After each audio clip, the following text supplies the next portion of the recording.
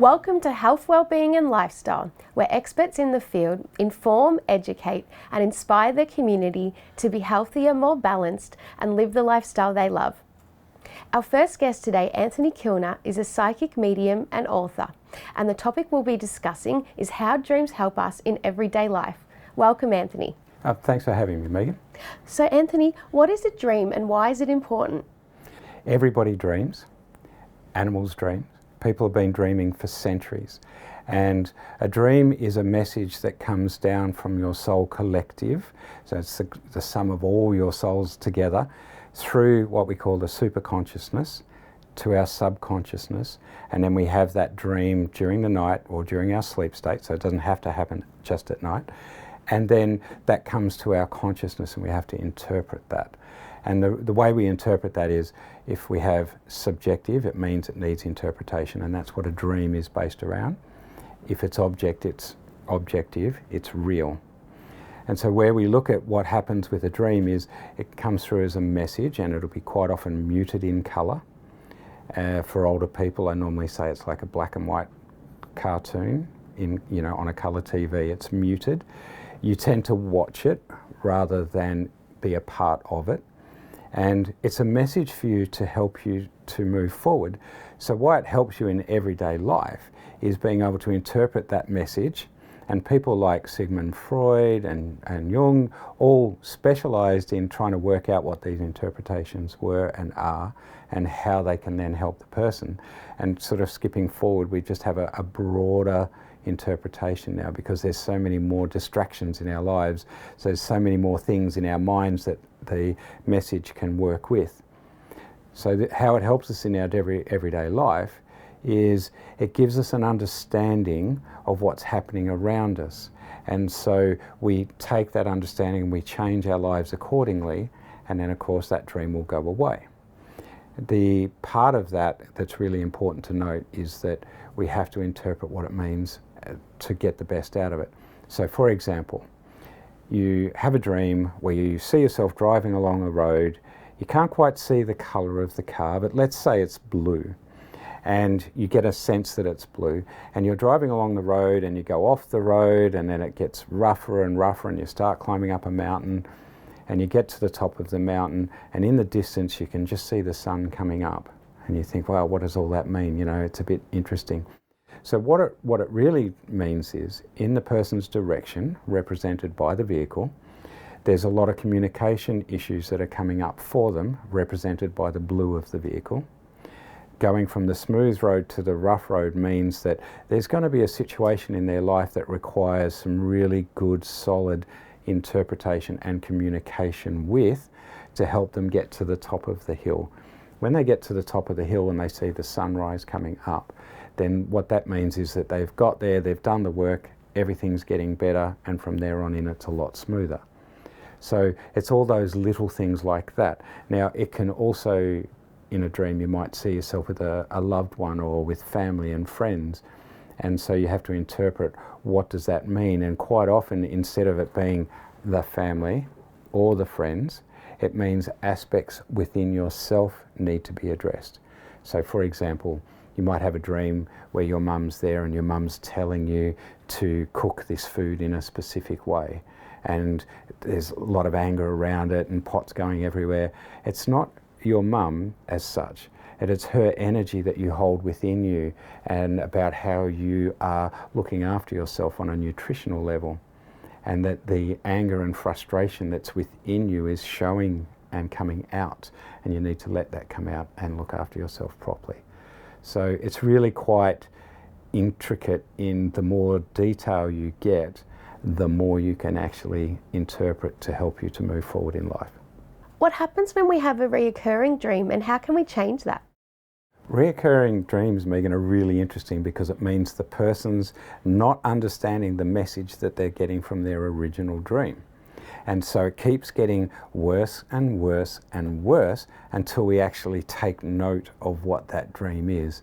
And so the way to deal with them is really interesting, because we quite often, people will say to me, oh, they've remembered the same dream over and over and over and over again.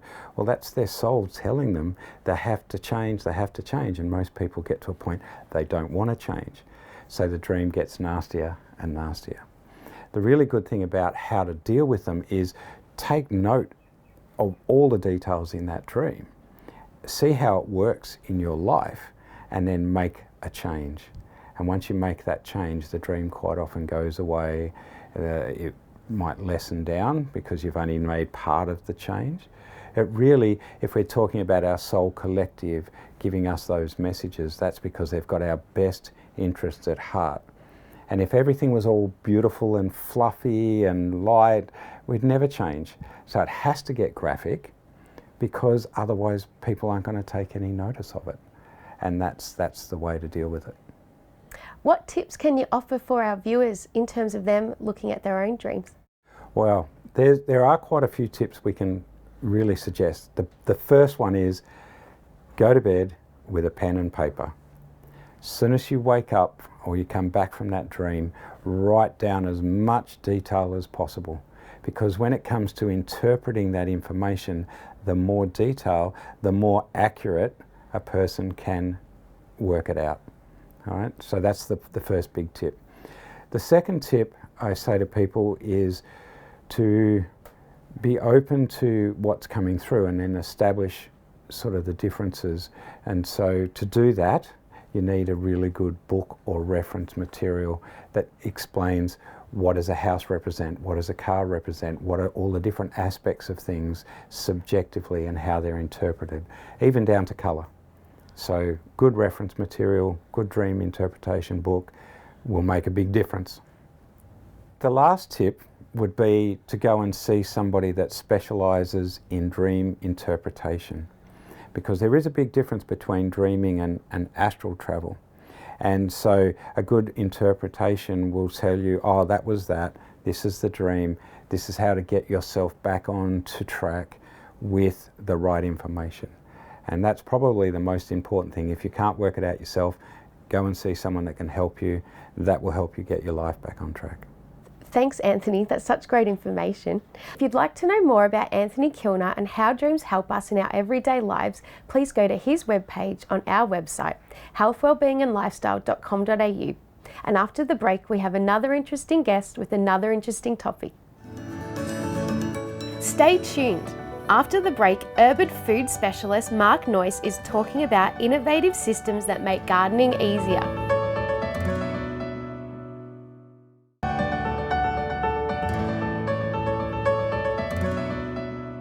Welcome back. Our second guest today is urban food specialist Mark Noyce, and the topic we'll be discussing is innovative systems that make gardening easier. Welcome, Mark. Hi, Megan. Thank you very much for having me. Gardening's come a long way. What are some of the latest trends? Well, let's look at where gardening came from. Where we grew plants in broad acre farming, which we still do. We've been doing that for thousands of years, and it's got us to where we are today, which is fantastic. But most of our population lives in urban cities. We live near the coast, and we congregate in an urban jungle, basically, and we don't have access to those same broadacre farms. We're actually building over our traditional food bowls as fast as humanly possible. So here in Melbourne, for example, our food comes more than 100 kilometres from where we're sitting right now, every day of the week. So we've got to bring in food now from a long distance, and in some cases, some of our food travels thousands of kilometres to get to it. We call that food miles. What we're trying to do is turn food miles into food meters by growing our own food in our backyard or on our balcony. So food has come a long way in terms of how we grow. There are lots of different ways to grow food, and some of the challenges are how do we do that in an urban environment. Mark, you've talked about the wicking garden beds a little bit. Can you tell us a little bit more about those? So a wicking garden bed is not just like a garden bed in your backyard or a pot, for example. In your backyard, you might have a raised garden bed. It might just be at soil level where you grow some food. You put water on there, and quite often that water just goes straight through the garden bed, past the roots, and you're actually watering next door neighbour's trees instead. You put your nutrients on there, you buy some nutrients from the hardware store or the supermarket, and you pour those nutrients on, and they again go straight past your plants, your seedlings, and make your next door neighbour's trees look really fantastic. Gets into the groundwater and it's gone. In a pot, for example, where you pour water on there, it just goes down the sides and you think you've watered your pot, but if you actually break that apart, you'll find that it's really dry. And because when potting mix dries out, it doesn't attract water anymore. So what we want to do is we want to try to hold that water in the pot. So self-watering pots are just a really fantastic way of having a water reservoir in the bottom of the pot and allowing that water to rise up through the potting mix as the plant needs it 24/7. And we call that a wicking garden bed, where if you've ever had a dishcloth in water, you might notice that it rises up out of the water as it travels up the dishcloth. That's called capillary action, it's called wicking, and it's how water can travel up from a water reservoir up through the potting mix and then be available to the plant or the seedlings or whatever you're growing in there whenever that plant needs it. And it just does it naturally. So as it's being drawn up from the bottom through capillary action, a plant reaches down with its roots and sucks it up through suction. So when suction meets wicking, you've got a very happy plant. So a wicking garden bed is a containerised, sealed system that is perched above the water in the soil, so that we're holding that where the plants are for later. Because when it rains, we get a lot of excess rain in our urban environments, and a wicking garden bed captures that in its space for later reuse. So it's very climate adaptive. We can get through a lot of heat waves, and in some cases we can get our plants to survive for weeks at a time in the one containerised system. Let's look at a wicking garden bed. Its elements are: there's a sealed container, there's a water reservoir in the base, which is generally rock, then there's a geotextile layer to separate the rock and the water from the potting mix, then we put our potting mix on top, and then we plant in that, and the water wicks up through capillary action into the potting mix to allow the plants to grow. That's how a wicking garden bed works, or a self-watering pot plant works. There are some advances now where these wicking garden beds have a water reservoir with cones and an air gap between the water and the potting mix, so that we can have free draining and wicking at the same time. And that prevents root rot. You don't want root rot in a container because it goes pretty smelly actually.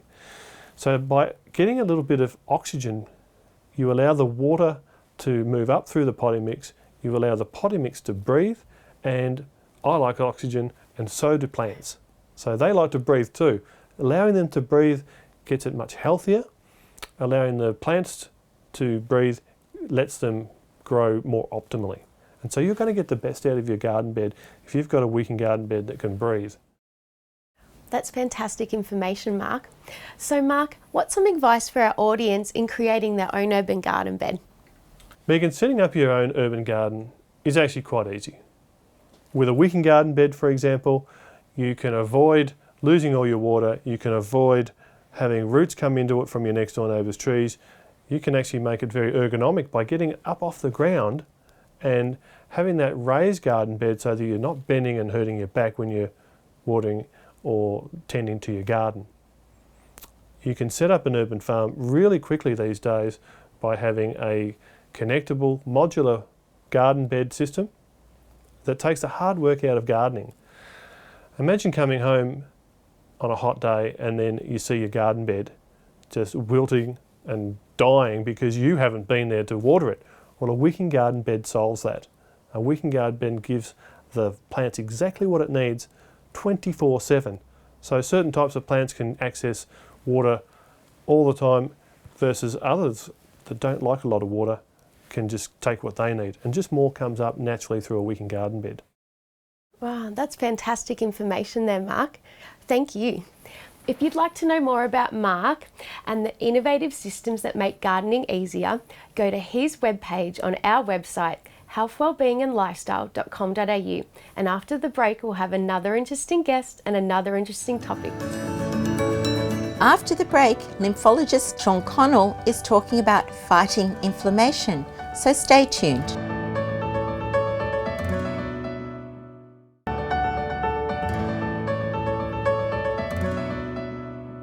Welcome back, and next we have Sean Connell, our lymphologist, who's back with us today to talk about fighting inflammation. So Sean, welcome back. Thank you. And inflammation, so how is inflammation caused in the first place? Well, the inflammation actually comes from our bloodstream, because our bloodstream's 91% water. So when we break the laws mentally, nutritionally or physically, it's going to cause more inflammation in the body. So this is why stress is the biggest killer. So when we stress, it opens up the capillaries of the pores of the capillaries, and too much of the water comes out. So if there's too much there, sometimes the lymphatic system can't remove that inflammation. So we need to help the lymphatic system to actually remove that excess fluid out of the area around the cells. So that's where a lymphologist and lymphatic drainage massage can come in handy, because we will activate that lymphatic system using the only 4 ways to activate it and move that inflammation out of the area. Then the oxygen and nutrition can get back into that area, and the cells can start to regenerate and heal. And then the white blood cells, the immune system can work, and the body can regenerate and heal itself. Right. And so when you say it and what it does to our body, what does it do to our body? Technically, inflammation's causing lack of oxygen. So without oxygen, we don't live very long. So luckily, we have up to 100 trillion cells in our body. So there's inflammation around that area. They'll start to break down and degenerate. So the sooner we can remove that inflammation out of there, those cells can start to regenerate and work the way they're supposed to. So what other contributors would you say there are towards inflammation within us that can deplete our oxygen supplies? Okay. So mentally, stress is the biggest killer. Getting angry. If you have an argument with someone, you're tired after that burst, because you've created inflammation in your body and it's created lack of oxygen, and then you're tired. Eating and drinking the wrong things. So everything in moderation, so not too much coffee or alcohol or processed foods. Go natural as much as possible. Improper exercise will cause lactic acid in the body as well. All those things will cause inflammation, and if the lymphatic system's not removing that, it'll start to degenerate and cause the body to break down. So when you talk about the generalisation, do you have a particular example of a situation where someone's been affected with the lymphatic system with the inflammation? Yeah, well, inflammation's the cause of every problem out there. So without oxygen, we don't live very long. So oxygen is the key. And if there's inflammation in that part of the body, no oxygen's getting there. So it's going to degenerate, break down and die. So we need to remove that inflammation. The only way is through the lymphatic system, and that'll create more energy and more oxygen in that area. We have a lot of people who have lymphedema, which is just the body's just blowing up, just with inflammation. So we naturally just activate the lymphatic system and greatly reduce that, and then allow more oxygen to get back into that area, and then the body can start to regenerate and heal itself, and they lose a lot of weight, because over 50 kilos you can hold of just inflammation in the body. Is that true for anybody who has that sort of swelling in their body, or are there just certain situations where it... Yeah, if anything goes wrong in the body, all that's happening is there's inflammation in that area and the lymphatic system's not working in that area. So once you activate the lymphatic system in that area, you're going to get more oxygen, more nutrition in there, and the cells in the body can start to regenerate and heal itself. So what's causing the lymphedema and the inflammation in the body is we have blood proteins in our bloodstream. And now their goal is to keep the water in the bloodstream. But as I said before, when we break the laws mentally, nutritionally or physically, these proteins come out much more than they should, and they pull a lot of that inflammation, the water, out of the bloodstream. And that's what's causing the inflammation in the body. So the only way to remove that inflammation is by activating the lymphatic system, removing those blood proteins back to the bloodstream, keeping the water in the bloodstream. And then when you're saying those four systems, also the technology that you've mentioned before. Yeah. Yes. Is that technology sort of widely available? Not many people know about it. It's not that widely. There's some doctors around the world using it, but it's very unknown. Well, and how would you say, what would your best advice for our viewers be around fighting inflammation? Well, the number one thing we have to do is activate the lymphatic system. As we said before, there's 4 ways to activate the lymphatic system: deep breathing, bouncing, stroking, energy. You're required to get 30 minutes of aerobic exercise every day. Walking, do your deep breathing while you're walking, or if you're with someone, you're talking. So you're doing the breathing naturally by just talking. So don't be the one that's just not talking, talk as well. So obviously see professionals out there, they're the experts in the field, so they'll do that. But at home, you've got your deep breathing, bouncing, stroking, energy. You can do all these things at home to help activate that lymphatic system. But professionals out there have technology now that's way out of this world that really, really activates the lymphatic system, move a lot of that inflammation. You're going to drop a lot of weight, you're going to have more energy, your body's going to work the way it's supposed to, it's going to regenerate, you're going to get younger, you're going to feel really, really good. Thank you so much for that, Sean. And for more information on Sean Connell and fighting inflammation, then please go to his webpage on our website, healthwellbeingandlifestyle.com.au, and we'll say bye for now and see you next week. If you'd like to know more about our show, please like our Facebook page and also subscribe to our YouTube channel.